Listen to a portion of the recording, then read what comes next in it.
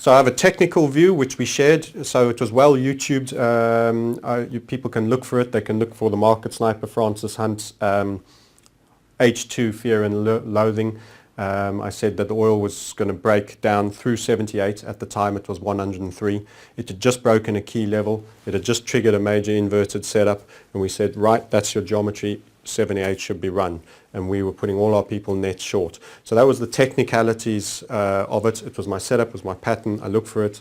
At one point I thought it might even have been an upside break, and then we said, no, this is one's turning, and once it ran the level we knew which way it was, and we traded it short for a sustained period. Fundamentally, it was interesting that it coincided with the JP Morgan Russian fund being sold off very heavily, which we called each year end, round about now as well. We're doing 2015. We look at macro calls on our board. We saw the JP Morgan Russian fund selling off. We saw the USD ruble and the euro ruble all breaking up. In other words, euros and dollars will buy more rubles, and we're talking about 35, 36 and 40% plus moves we called. In the end you got a 70% run on the ruble, and then at the same time the squeeze on the oil. So all those things, you've got to wear your global macro hat on and see that there's an economic warfare being made. So you have sanctions against Russia over a questionable shooting down of an airline that is yet to be proven who was actually involved. You have equities being sold off. You have the key power of Russia being in its energy markets, Putin and his energy markets. You have the Saudis prepared to pump forever and a day oil at any price because they're a low-cost producer, and who are furious with Americans because they allowed Russia to stop them from going into Syria when they were hyping for the Syrian war.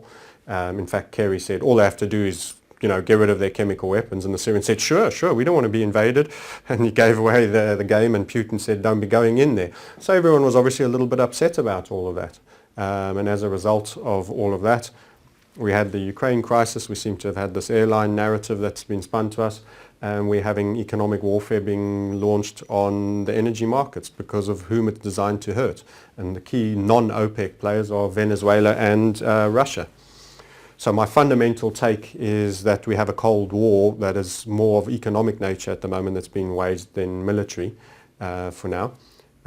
We've parked our tanks on what used to be part of one of the states of the USSR, Ukraine, which is essentially on his front lawn. And if you think the throne over was just a bunch of people that were sick of democracy and weren't being funded, then okay, maybe you're right, but I don't. So in fundamental view, I love the charting for what it tells me about I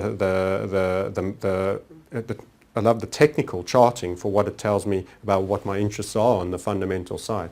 So I saw this happening technically last year, and it's really only unfolding during the course of this year, from January with the Ukraine, and then more recently with the oil breakdown mid-year. And then the YouTube clip mid-year said, we're going to have an equity sell-off and the oil's going to sell off. And that's pretty much happened. It's not because it's the theory that allows us to make a technical projection. And that then allows you to look smarter than you are fundamentally. We're not that smart. We're just using a tool that no one else is using. And it gives you a different insight. Everyone's looking through the keyhole. We've walked into the garden and looked through one of the windows. We just have a better view from there. It doesn't make us heroic. It's just helpful to have a bit different vantage point.